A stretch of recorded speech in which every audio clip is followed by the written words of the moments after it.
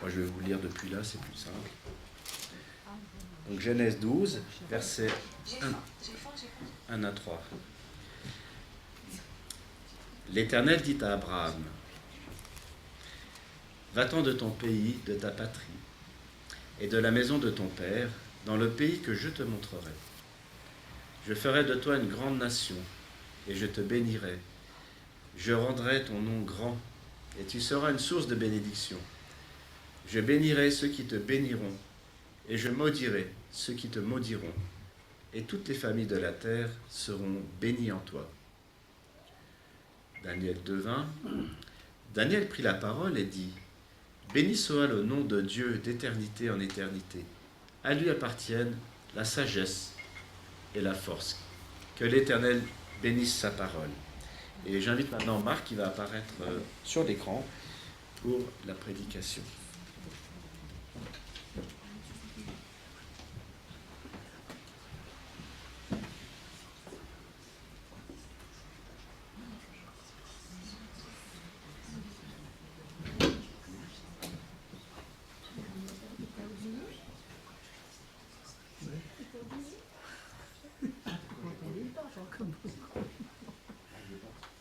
Chers frères et sœurs, bonjour, vous m'entendez?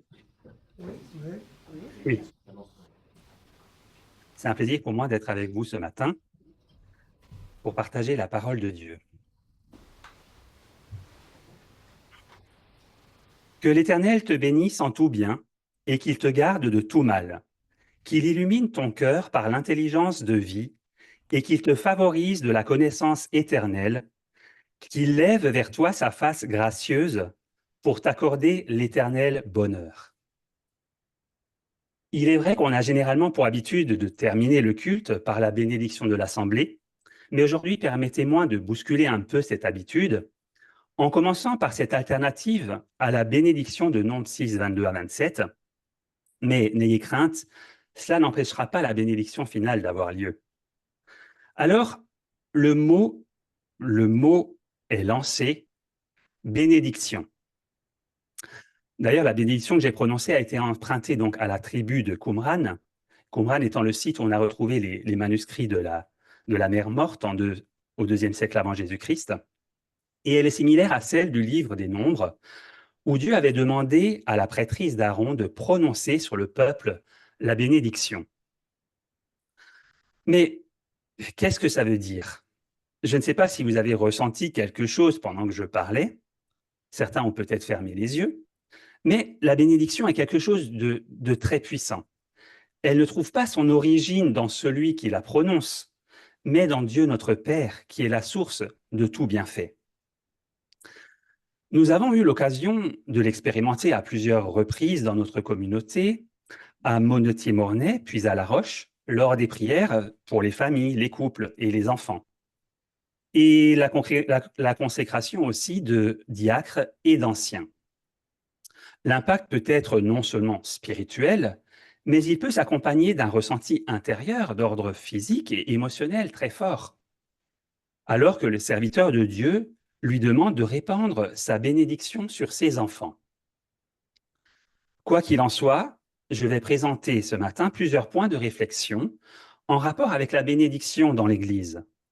Et alors qu'on pratique la bénédiction, je crois vraiment qu'il y a une dimension presque surnaturelle à cela, même si elle n'est pas magique, bien sûr, où Dieu agit d'une manière toute spéciale selon la mesure de notre foi. Alors, les textes qui ont été lus par Florian ce matin, eh bien, nous en sommes tous bénéficiaires, surtout bien le premier, où Dieu dit « Je te bénirai ». Il dit cela à Abraham, qui s'appelait encore Abraham à ce moment. « Je te bénirai et tu seras une source de bénédiction. Toutes les familles de la terre seront bénies en toi. » Alors, c'est repris dans le Nouveau Testament, dans Galates 3, versets 6 à 9, où il est marqué « Comme Abraham crut à Dieu et que cela lui fut imputé à justice, reconnaissez donc que ce sont ceux qui ont la foi qui sont fils d'Abraham. Aussi, l'Écriture, prévoyant que Dieu justifierait les païens par la foi, a d'avance annoncé cette bonne nouvelle à Abraham. Toutes les nations de la terre seront bénies en toi. de sorte que ceux qui croient sont bénis avec Abraham le croyant. Chers amis, enfants, jeunes et adultes, ce matin, nous bénéficions de cette bénédiction en Abraham. Alors, réjouissez-vous, parce que par la foi, Abraham lui-même bénéficiait déjà de ce bienfait, de cette bénédiction. Alors, je sais que certains d'entre nous ont des carnets de prière où ils notent les différents sujets de prière, et il serait intéressant d'avoir ce type de cahier aussi pour noter nos bénédictions. Êtes-vous conscient, ne serait-ce que d'une seule bénédiction que le Seigneur vous a prodiguée cette semaine? Pendant le moment, bien sûr, de louange et de témoignage, nous aimons partager les bontés de Dieu envers nous, qui ont eu lieu pendant la semaine, comme ça a été fait ce matin. Et c'est intéressant aussi de noter, par exemple, ces bénédictions et de les relire quand on va pas bien, qu'on n'a pas trop le moral, dans les moments difficiles de nos vies. Alors, vous savez que le mot bénédiction veut tout simplement dire, bien dire, ou dire du bien. Béné, c'est le bien, et diction, on connaît le mot diction, c'est en rapport avec le fait de parler, de dire des choses. Ça vient du mot latin benedicere, qui veut dire du bien aussi de quelqu'un ou à quelqu'un. Et ce matin, on va s'intéresser à la manière dont Dieu bénit l'homme, mais aussi à celle dont l'homme peut bénir Dieu, et comment l'homme bénit aussi parfois l'homme, ou demande la bénédiction de Dieu sur d'autres hommes. Alors, il faut savoir que la bénédiction, on va un peu démystifier ce mot ce matin, on l'a dit, c'est tout simplement dire du bien. Dieu nous en a donné l'exemple, c'est une grâce. La bénédiction est un don de Dieu, c'est un bien. D'ailleurs, dans l'original hébraïque, c'est le mot beraka qui veut aussi dire bénédiction, et en grec, c'est eulogia, mais peu importe, le sens est le même. C'est un bien, un avantage que l'on estime dû à la faveur du ciel. Certains diraient même un rajout, un supplément, souvent immédiat. Alors il faut noter quelque chose d'important lié au modèle divin, c'est que la bénédiction, il y a celui qui la donne et il y a aussi celui qui la reçoit. Et il faut que celui qui la reçoit soit réceptif. C'est un réceptacle. C'est comme on dit, parfois on dit, on ne peut rien recevoir les mains pleines. Eh bien, la bénédiction, elle doit être reçue, parce qu'on peut donner et ne pas recevoir. Aussi, il faut donc être dans les dispositions pour recevoir. Dans un contexte laïque, la bénédiction s'assimile à des vœux de bonheur et de prospérité. Ne dit-on pas « quelle bénédiction, quelle chance, quelle bonne chose » lorsque, par exemple, il fait beau et que le temps est clément, tout simplement. C'est une bénédiction. Alors, voyons dans un premier temps le modèle où Dieu bénit l'homme. Alors, comment Dieu bénit-il l'homme? Quel est le premier texte dans la Bible qui parle de bénédiction? Eh bien, nous le trouvons dans la Genèse au chapitre 1 et au verset 22. Vous savez que les versets 20 à 23 se réfèrent à la création. Et au 5e jour, le texte dit « Dieu dit que les eaux produisent en abondance des animaux vivants et que des oiseaux volent sur la terre vers l'étendue du ciel. Dieu créa les grands poissons et tous les animaux vivants qui se meuvent, et que les oiseaux produisirent en abondance selon leur espèce. Il créa aussi tout oiseau ailé selon son espèce. Dieu vit que cela était bon. Dieu les bénit en disant « Soyez féconds, multipliez et remplissez les eaux des mers, et que les oiseaux multiplient sur la terre. » Ainsi, il y eut un soir et il y eut un matin, ce fut le 5e jour. Alors, la première bénédiction n'est pas pour l'homme, il viendra en second, mais elle est au 5e jour pour les poissons de la mer et les oiseaux du ciel. Et cette bénédiction consiste simplement au pouvoir de procréer. Soyez féconds, multipliez et remplissez les eaux des mers, et que les oiseaux multiplient sur la terre. Dieu, qui a lui-même engendré son Fils unique au jour de l'éternité, a créé toutes choses par Jésus-Christ, et nous le lisons dans ce texte bien connu, maintenant dans le milieu de 1 Corinthiens 8, verset 6. « Néanmoins, pour nous, il n'y a qu'un seul Dieu, le Père, de qui viennent toutes choses et pour qui nous sommes, et un seul Seigneur, Jésus-Christ, par qui sont toutes choses et par qui nous sommes. Donc Dieu a engendré Jésus et créé par lui tous les êtres vivants. Dieu les a créés en leur donnant cette même bénédiction héritée de notre Père, celle de pouvoir procréer, de pouvoir transmettre de la vie, avoir une descendance, un héritier. On trouve la même bénédiction adressée au 6e jour à l'homme, un peu plus loin, au verset 28. Et Dieu s'adresse donc à l'homme et leur dit « Soyez féconds, multipliez, remplissez la terre et l'assujettissez, et dominez sur les poissons de la mer, sur les oiseaux du ciel et sur tout animal qui se meut sur la terre. »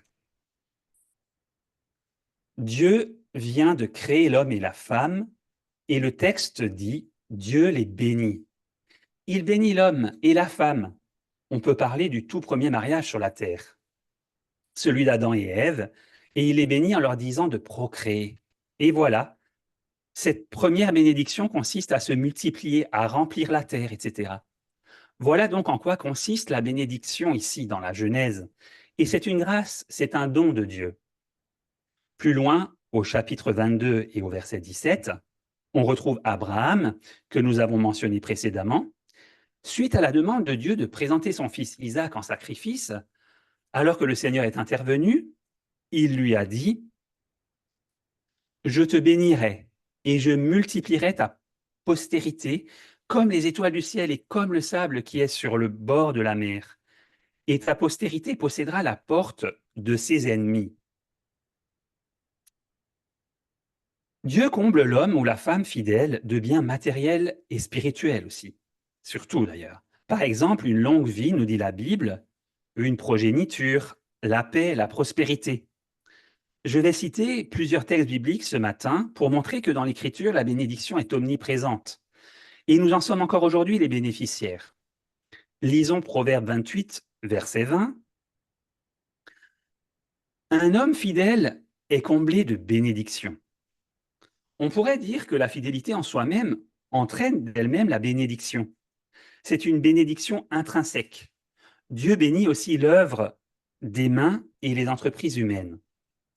Vous lisez cela dans Deutéronome 2, verset 7. « Car l'Éternel, ton Dieu, t'a béni dans tout le travail de tes mains. » Dieu bénit l'œuvre des mains de l'homme. J'aimerais prendre un autre exemple dans Ésaïe 19 au verset 24.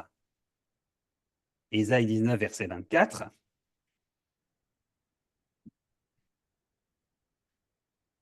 Où une prophétie, donc, cette prophétie est prononcée sur l'Égypte. Et vous savez qu'Israël se trouvait entre l'Égypte et il y avait au nord la Syrie. Et quand on vient d'Égypte, ben, on est obligé de passer par Israël pour se rendre jusqu'en Assyrie.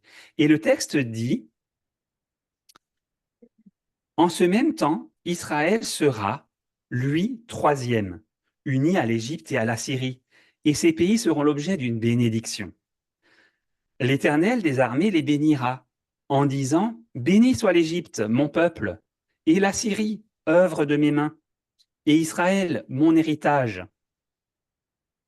Alors vous allez dire, c'était la mission même d'Israël de bénir, d'être en bénédiction pour tous les peuples alentours. Ça, c'était la bonne nouvelle à transmettre. C'est-à-dire que tout ce que le peuple d'Israël avait reçu comme enseignement, comme directive, comme orientation, eh bien, simplement de les vivre entre eux, ne laissait pas indifférents ceux qui les entouraient. Et j'espère qu'il en est de même aussi, nous, ici, à la chapelle de La Roche, que ce soit en présentiel ou à distance, eh bien, qu'on puisse avoir un rayonnement et que cela puisse être en bénédiction aux autres, même sans qu'on le sache. Et c'est comme ça que, par leur vécu, quand ils voulaient bien être à l'écoute de Dieu et soumis à Dieu, eh bien, ils étaient naturellement en bénédiction aux autres. Dieu, qui donne la bénédiction comme une grâce, la donne curieusement dans Deutéronome 30 comme un choix de vie. Ce texte est intéressant. Dieu est un Dieu de liberté. Il te laisse libre de le choisir, même au matin de cette journée, même si tu es engagé à son service depuis 10, 20, 30 ou voire 40 ans, même plus.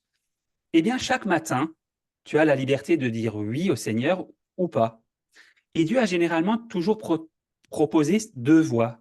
Et il le dit ici dans Deutéronome 30, versets 19 et 20. Deutéronome 30, 19 et 20. J'en prends aujourd'hui à témoin contre vous le ciel et la terre. J'ai mis devant toi la vie et la mort, la bénédiction et la malédiction. Choisis la vie afin que tu vives, toi et ta postérité, pour aimer l'Éternel ton Dieu, pour obéir à sa voix et pour t'attacher à lui, car de cela dépendent ta vie et la prolongation de tes jours. Et c'est ainsi que tu pourras demeurer dans le pays que l'Éternel a juré de donner à tes pères, Abraham, Isaac et Jacob. Choisir la vie, mes amis, c'est choisir la bénédiction de Dieu, le chemin de la bénédiction. Tu choisis la vie, tu seras béni. Peut-être pas toujours comme on s'y attend. On pense que tout ira bien, qu'on sera riche, etc. Mais c'est pas toujours comme ça. On a des exemples bibliques aussi qui montrent que, quel que soit le chemin par lequel on passe, eh bien, c'est la destination qui doit être une destination de bénédiction, où on est en paix, en faveur avec Dieu. Il y a aussi un élément curieux dans l'Écriture, dans le livre des Actes, chapitre 3, versets 25 et 26, et où vous verrez que la conversion, lorsqu'on se tourne vers Dieu et qu'on l'accueille dans nos vies, eh bien, la conversion est une bénédiction. C'est donc dans Acte 3, les versets 25 et 26.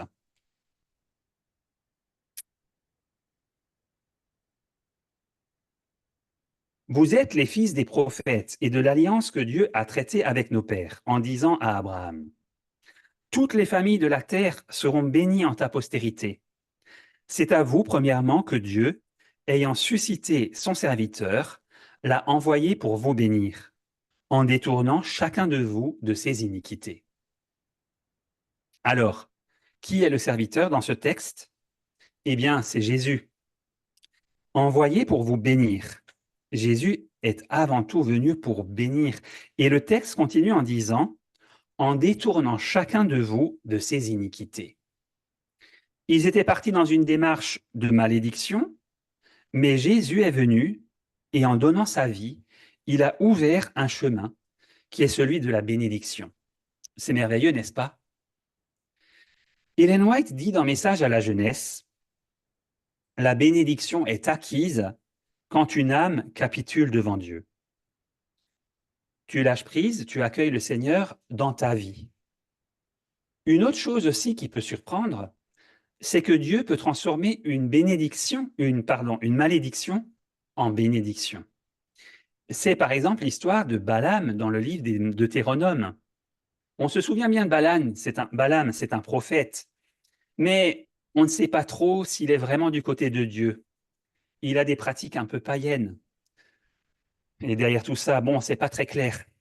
Mais il est pourtant quand même à l'écoute.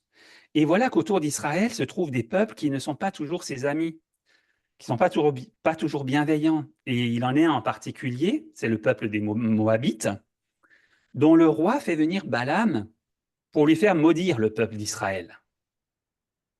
Qui oserait? Alors Balaam, lui, ne dit pas non.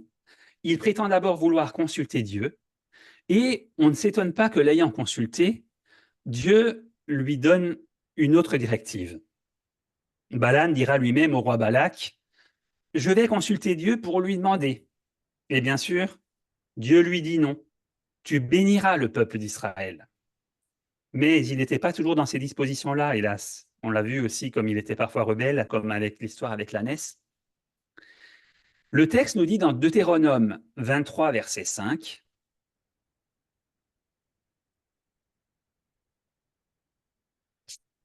Mais l'Éternel, ton Dieu, n'a point voulu écouter Balaam. » Donc, qui n'était d'ailleurs pas toujours disposé à obéir, on le voit. « Et l'Éternel, ton Dieu, a changé pour toi la malédiction en bénédiction, parce que tu es aimé de l'Éternel, ton Dieu. » Donc, Dieu peut changer une malédiction en bénédiction. Dieu aime son peuple, mais s'il lui envoie parfois des épreuves pour lui permettre de se tourner vers lui, de se reconnecter à lui, et de s'attacher à son Dieu, eh bien, il l'aime. Et je crois qu'il en est de même pour nous aujourd'hui.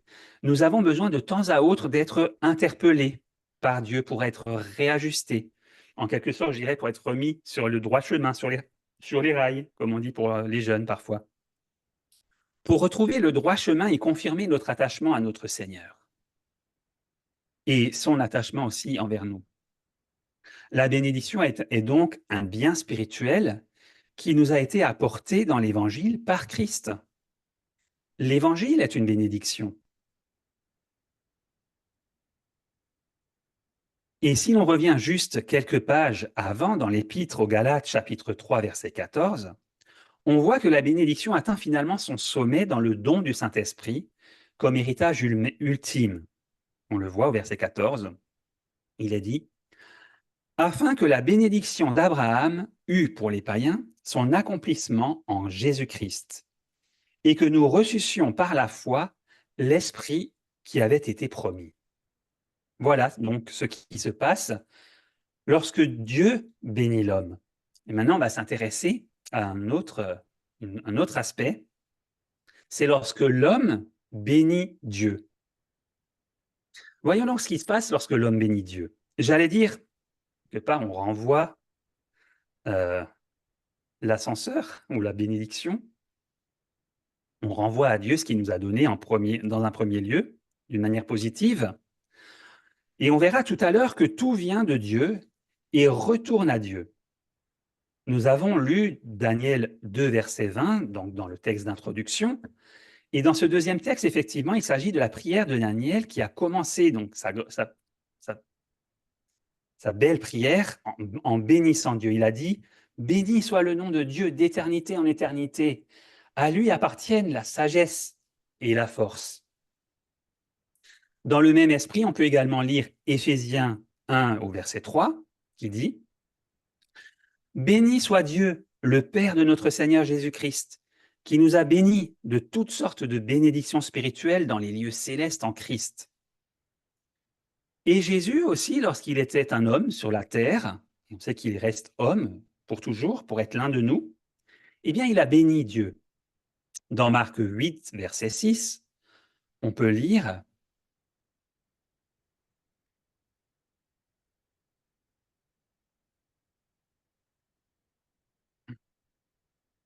Alors il fit asseoir la foule par terre, prit les 7 pains, et après avoir rendu grâce, il les rompit et les donna à ses disciples pour les distribuer. Et ils les distribuèrent à la foule. » Donc, il fit asseoir la foule par terre, et après avoir rendu grâce, il les donna à ses disciples. Il s'agit donc là de Jésus, lors de la multiplication des pains, où il y avait plus de 4000 personnes qui étaient rassemblées et qui ont été nourries de manière miraculeuse. Et c'est vrai que la bénédiction de Dieu, c'est un miracle, c'est un don, n'est-ce pas? Et on est surpris. Ellen White nous dit d'ailleurs, dans Conquérant Pacifique, page 475, elle dit, j'aime beaucoup cette citation, « Tandis que le chrétien agit sur le plan de l'addition, Dieu, lui, se livre à un travail de multiplication. Dieu aime bénir ses enfants et multiplier les bienfaits de nos efforts pour lui plaire et le servir, pour former des caractères à son image. » C'est un peu comme un enfant qui débute dans un instrument ou dans quelque chose.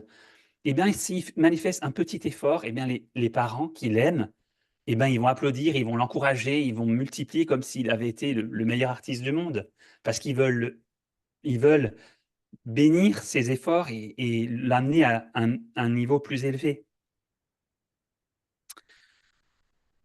Soyons-en conscients, afin de ne pas passer à côté de la bénédiction que Dieu nous envoie.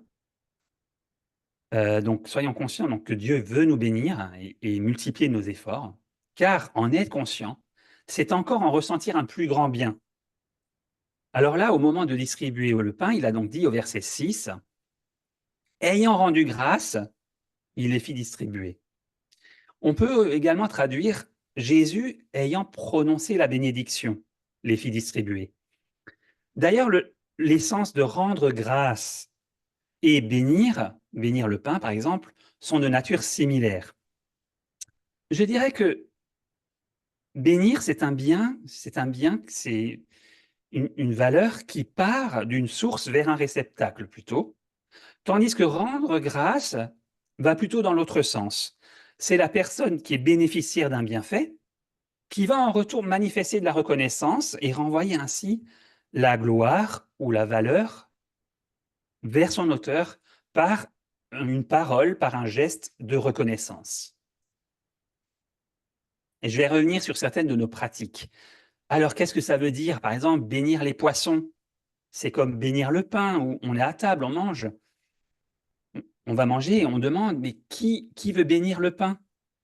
Ou au moment de la Sainte Seine, par exemple, aussi, on peut demander, tu acceptes de bénir le pain, de bénir le vin? Attendez, mais qu'est-ce qu'on va conférer là au pain et au jus de fruits? Qu'est-ce qui va se passer? Quelque chose de surnaturel, de mystérieux? Comme le croient certains, on changerait la nature même du pain et du vin? Non, pas du tout. Comme nous l'avons dit, bénir et rendre grâce sont similaires. Alors l'essentiel, c'est quoi? C'est de rendre grâce à Dieu, de ne pas être absorbé par ce qu'on va manger, comme si quelque chose allait se transformer là dans les aliments, mais en fait, c'est l'occasion de rendre grâce à Dieu, de le louer pour ses bienfaits. Et c'est ce que fait Jésus lorsqu'il rend grâce à son Père. Il donne par là même l'exemple au peuple, aux pères, aux mères et aux enfants qui découvrent la foi comme ça, en regardant les autres, comment ils s'y prennent dans leur foi. Parce que nous, humains, on a été créés de cette manière-là qu'on apprend en regardant les autres, en reproduisant. Même si on a un talent plus ou moins grand pour le faire, eh bien, on reçoit toujours des autres.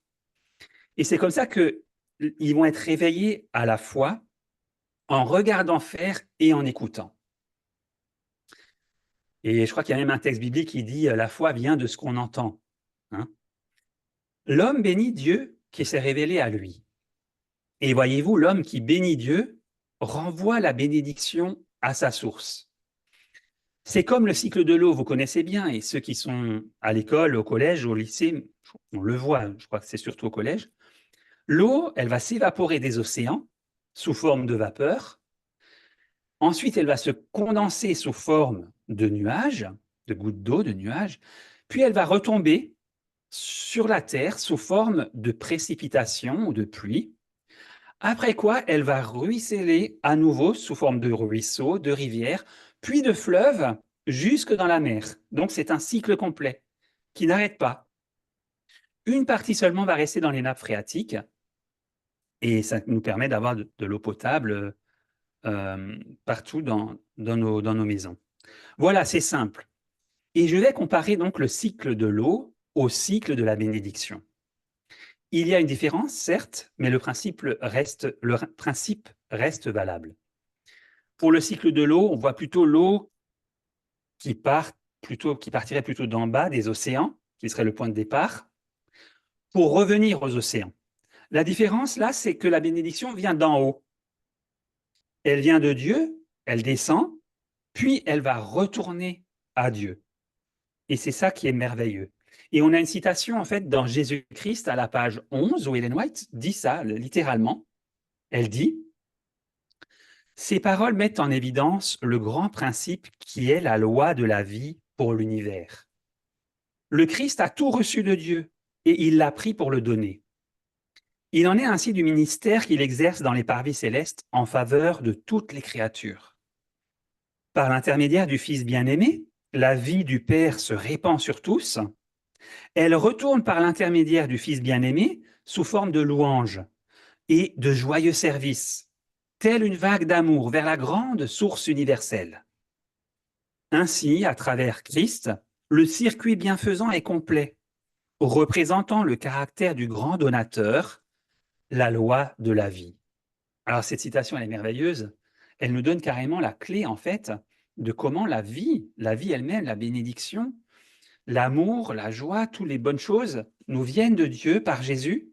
Comment nous, on est appelés à les répandre sur les autres qui ensuite vont les renvoyer sous forme de louanges, de chants, de prières à notre Dieu. Et la boucle est bouclée. Donc, le bien on retrouve ce principe dans l'Écriture, le bien sort de Dieu, il retourne à Dieu. Alors, réfléchissons aussi aux lois du mal. Essayez de trouver le mal et où il va retourner, d'où il part, où il retourne. C'est l'histoire de l'arroseur arrosé, n'est-ce pas? Les jeunes parlent souvent du karma.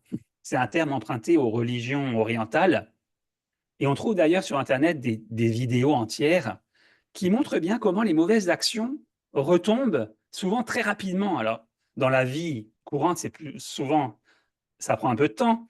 Mais alors, dans ces vidéos, c'est tout de suite la personne qui va dire une mauvaise parole, tac, elle va se prendre quelque chose d'imprévu et ça lui revient directement.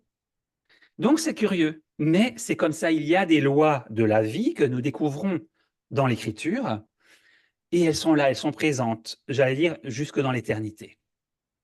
Et Ésaïe 55 dit ceci, au verset 10 à 11.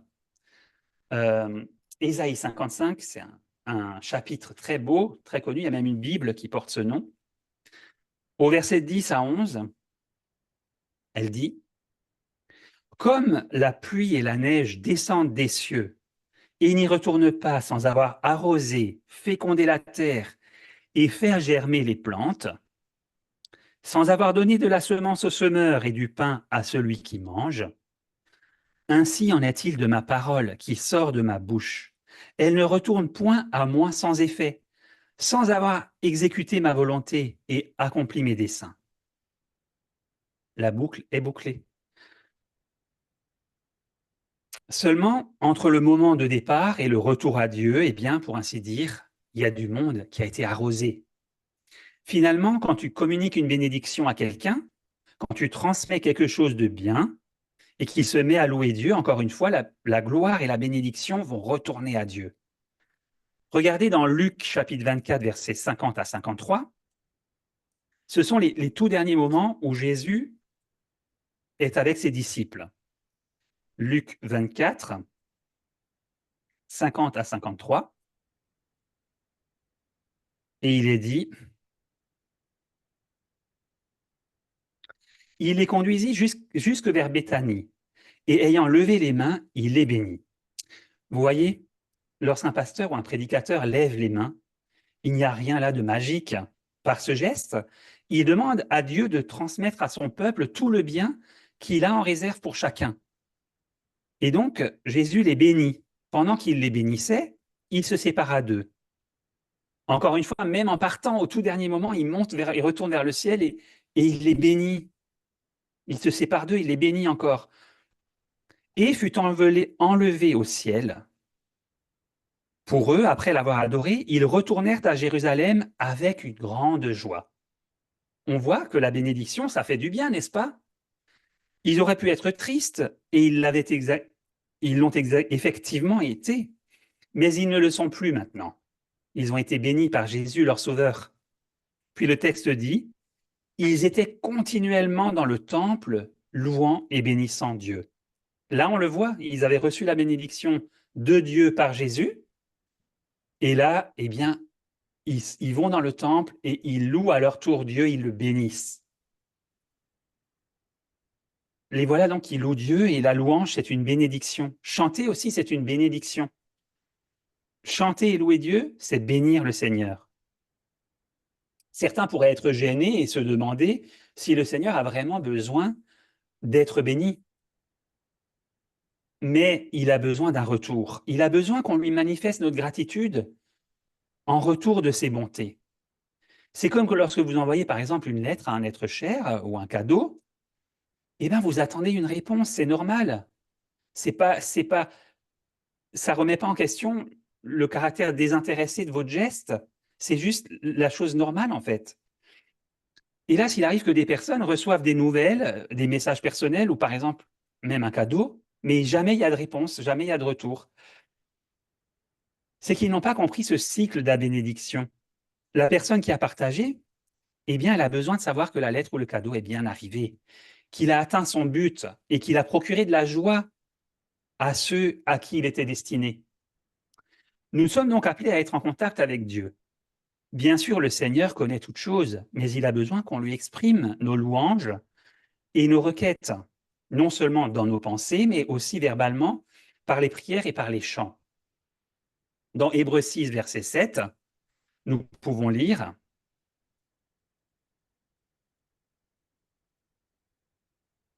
Lorsqu'une terre est abreuvée par la pluie qui tombe souvent sur elle, et qu'elle produit une herbe utile à ceux pour qui elle est cultivée, elle participe à la bénédiction de Dieu. » On a aussi l'histoire de Job qui a été éprouvé. C'était un homme riche qui avait des biens et une famille.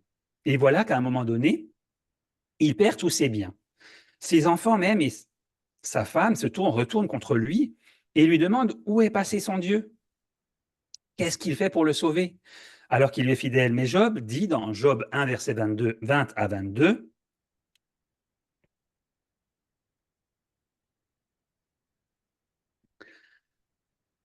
« Alors Job se leva, déchira son manteau et se rasa la tête.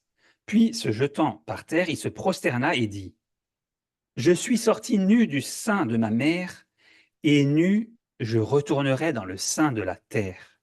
L'Éternel a donné et l'Éternel a ôté.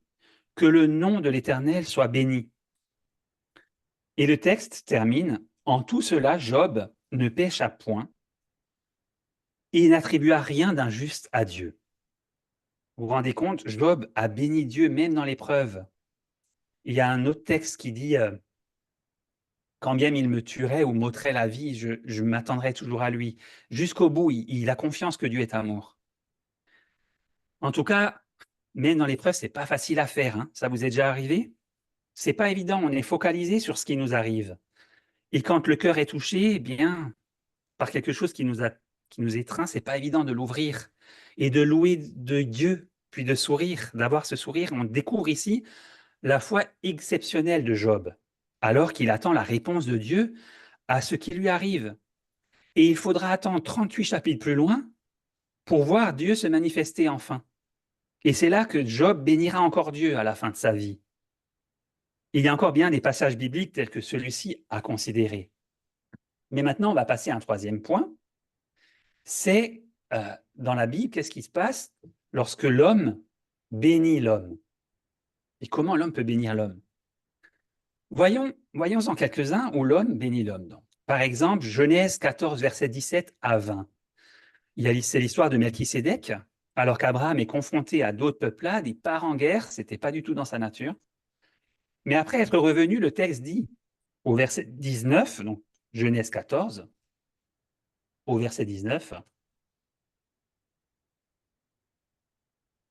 il dit, donc c'est Melchisédek, il bénit Abraham et dit, « Béni soit Abraham par le Dieu très haut, maître du ciel et de la terre.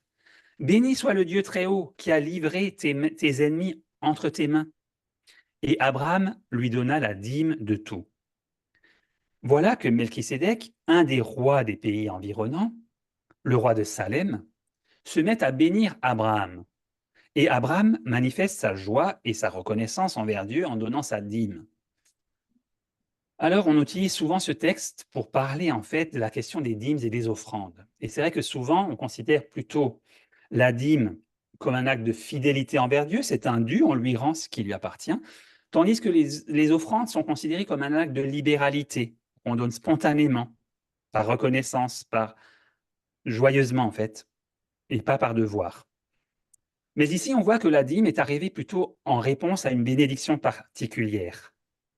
Par elle, on bénit Dieu et bien sûr, on bénit aussi l'Église, car sur le plan pratique, eh bien, on sait bien que l'Église et les serviteurs de Dieu sont à son service pour conduire et instruire ses enfants dans toute la vérité. Alors, bénir celui qui vous a fait du bien, vous me direz, je vous accorde que c'est relativement facile. Mais bénir celui qui ne vous veut pas forcément du bien, ça peut surprendre. Surtout quand on lit Romains 12 au verset 14, on voit bien que l'auteur de l'Épître aux Romains, qui s'est inspiré de la vie de Christ et de son enseignement, eh bien, il a dit la chose suivante. C'est Paul, l'Épître de Paul aux Romains, 12, verset 14. il dit « Bénissez ceux qui vous persécutent, bénissez et ne maudissez pas. » Ça vous est déjà arrivé, ça? De bénir des gens qui vous font du mal? On aborde là quelque chose de fort. La parole de Dieu a la puissance de transformer nos cœurs et nos pensées et de nous conduire à louer le Seigneur jusque dans l'épreuve, au point de bénir ceux qui nous persécutent. Et Pierre l'exprimera ainsi dans 1 Pierre 3, verset 9.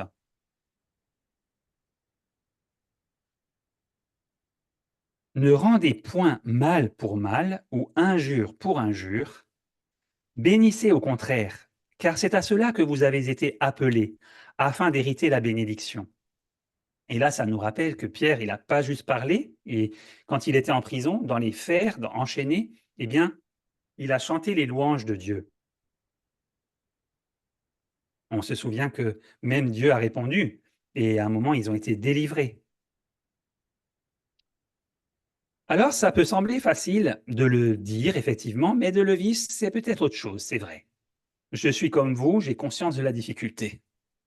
Nous sommes tous des êtres humains, et on peut avoir subi des choses vraiment douloureuses dans la vie, peut-être en avoir même fait subir à d'autres, de ne pas avoir forcément le pardon.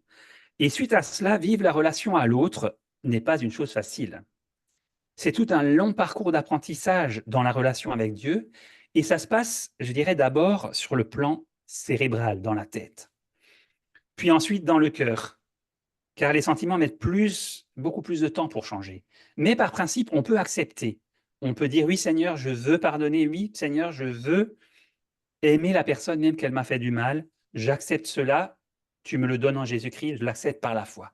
Le Seigneur travaillera après par conséquence sur notre cœur, sur nos sentiments. Donc on acquiesce d'abord intellectuellement, on prie pour la personne, et ensuite ça viendra tout seul.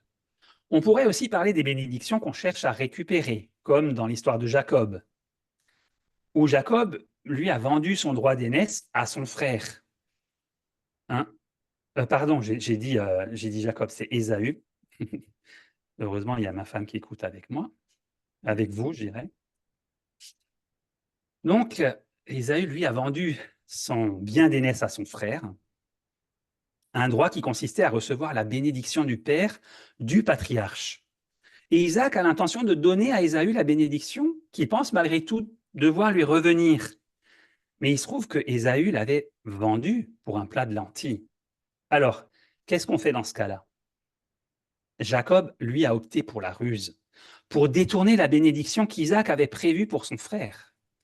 Mais comme le dit l'histoire, tout cela s'était écrit quelque part. Dès le ventre de sa mère, eh bien Jacob, il talonnait déjà son frère. Quelle histoire! Il est marqué qu'il le tenait par le talon. Et voilà que Jacob a vécu pendant 20 ans avec une bénédiction détournée, usurpée. Comment vivre pendant 20 ans avec un tel sentiment de culpabilité? Jacob était tourmenté, il est allé voyager ailleurs. Il a trouvé une femme, finalement, il a eu des enfants, puis il est revenu dans le pays. C'est alors qu'il apprend que son frère Ésaü lui en veut et vient à sa rencontre avec 400 hommes. Et on doute que c'était pour lui souhaiter la bienvenue et la bénédiction. Regardez comment les choses se passent. C'est une histoire merveilleuse, l'histoire de Jacob qui va devenir Israël.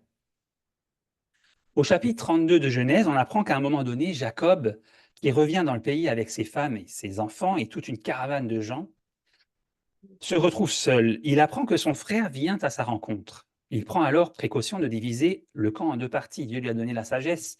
Si jamais Ésaü venait à attaquer donc la caravane, la première partie, pendant ce temps, la deuxième pouvait être alertée et fuir. Donc, tandis qu'il est parti en usurpateur, eh bien Jacob, lui, va vivre une réelle conversion.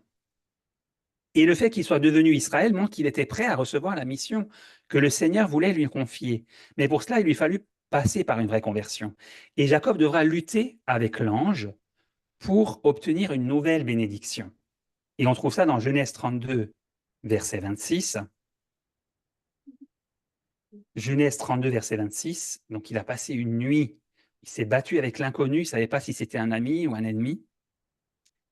Et donc, l'ange dit « Laisse-moi aller, car l'aurore se lève. Jacob a lutté toute la nuit avec un inconnu. Ça aurait bien pu être un ennemi, mais c'était l'ange de l'Éternel. Et Ellen White a même dit que c'était le Fils de Dieu. Et voilà que Jacob lui répond, « Je ne te laisserai pas aller que tu m'aies béni. » Jacob ressent le besoin de se sentir en paix avec Dieu, de retrouver sa faveur totale. C'est là qu'il a vécu une réelle conversion. Et les dispositions qu'il avait envers son frère sont changées. Il passe par l'humilité. On voit là la puissance de transformation de Dieu. Il ne sera plus Jacob, mais Israël, comme le dit la suite du texte.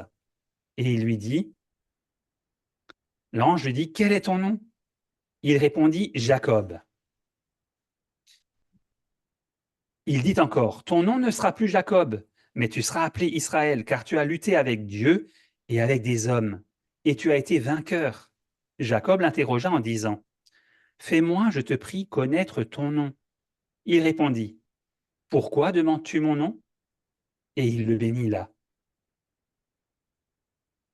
Donc là, on voit vraiment un homme qui a lutté, qui avait volé quelque part une bénédiction qui devait lui revenir, mais il a manqué de foi. Mais Dieu, malgré tout, l'a rattrapé, il l'a rétabli, il l'a confirmé que c'était bien lui qui serait dans la lignée des hommes qui transmettraient donc cette bénédiction qui finirait aussi par donner naissance au Messie.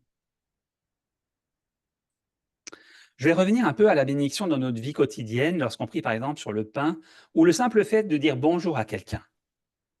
C'est important, et là, ça se perd. Je me souviens, quand j'étais enfant, j'aimais bien, en rentrant de l'école, dire bonjour à tout le monde, aux passants. C'était encore considéré comme la chose normale et polie. Eh bien, étymologiquement, dire bonjour, ça revient simplement à souhaiter une bonne journée. C'est une autre façon de bénir. Et les Hébreux disent shalom, paix. La paix de Dieu soit sur toi. Et prier donc sur le pain aussi, c'est reconnaître le donateur de ce bienfait, le remercier.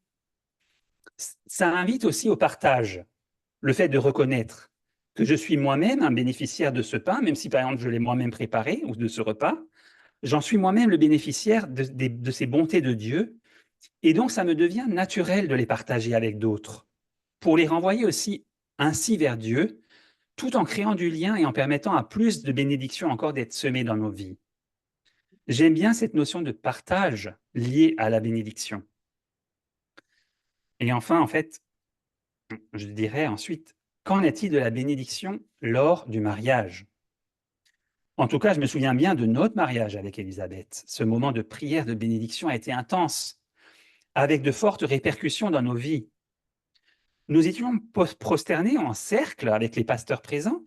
Il y avait pasteur Bourricard, pasteur Guillolet. Il y avait mon frère qui avait prononcé le sermon. Et il y avait mes parents, les parents d'Élisabeth. Et on était en cercle. Et il y a eu cette prière et le frère a levé la main, etc. Et on s'est senti vraiment bénis. Et ça nous est resté jusqu'à aujourd'hui. Même on le réécoute régulièrement, on a l'enregistrement. Et on se remémore l'amour de Dieu et ses plans pour nos vies. C'est important de le faire. Et dans la Bible, on a l'exemple de Rebecca, Genèse 24, versets 59 à 60. Genèse 24, 59 à 60.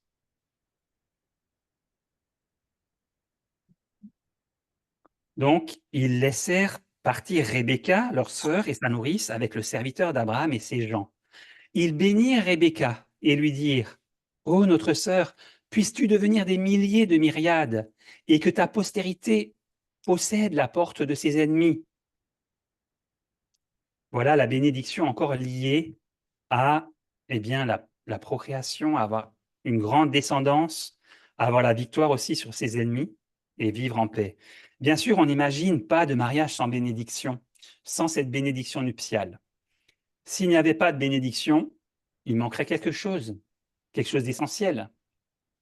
Alors, qu'est-ce que ça veut dire lorsqu'on demande la bénédiction de Dieu sur les époux? On demande tout simplement à Dieu d'accorder tous ses bienfaits pour ces deux personnes, pour cet homme, pour cette femme, qu'il s'agisse favorablement, qu'il agisse favorablement envers les époux, dès maintenant et pour toujours. Mais il y a aussi une question de réceptivité de l'homme. Et je voudrais simplement vous laisser cette réflexion. Puis-je demander à Dieu de me bénir quand ma vie n'est pas en accord avec sa volonté? Ça, c'est encore un sujet important. Parce qu'il y a on dirait avoir les mains pleines, donc on ne peut pas recevoir, mais est-ce qu'on est en règle avec Dieu? C'est un sujet sérieux qui mérite réflexion, n'est-ce pas?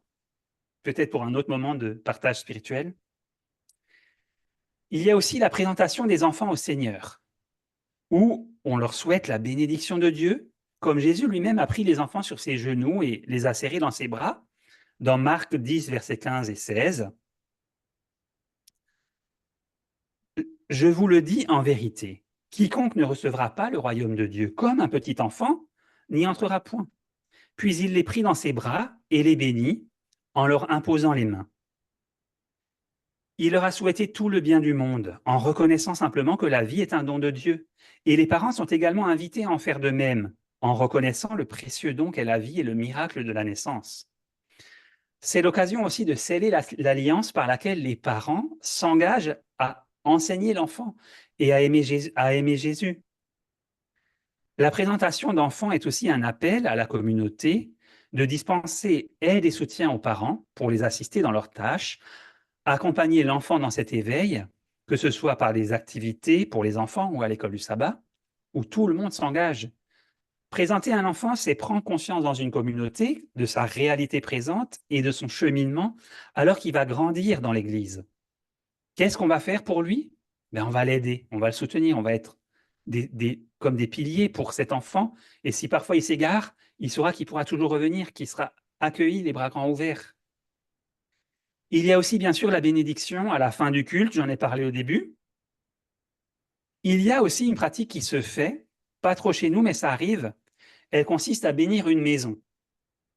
Que peut-on bien bénir dans une maison? Les murs? La toiture? Pourtant, il y a un texte qui dit dans 1 Chronique 16, verset 43, alors que l'arche est ramenée à Jérusalem au milieu des réjouissances, 1 Chronique 16, 43, tout le peuple s'en alla chacun dans sa maison, et David s'en retourna pour bénir sa maison. Alors, qu'a fait David en rentrant chez lui? La Bible en français courant dit « David rentra chez lui saluer les siens ». C'est dit un peu différemment. On revient à la salutation « bonjour, shalom » en hébreu, c'est-à-dire « sois béni », « sois en paix avec Dieu, avec les autres, avec toi-même ». Bénir une maison, c'est finalement émettre le souhait que cette famille qui va alors y habiter puisse rayonner autour d'elle en tant que famille de croyants.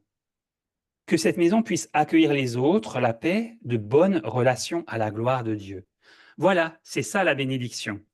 Les murs ne sont pas changés, mais l'important, c'est ceux qui vont y habiter et qui vont en franchir la porte et qui en sortiront. Alors, pour terminer, je voudrais dire que Dieu te bénisse, toi, enfant, jeune et adulte, dans le service des autres et de l'Église.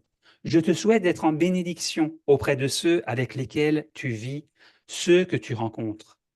Et pour conclure, je dirais, sentinelle, sois une source de bénédiction. Amen.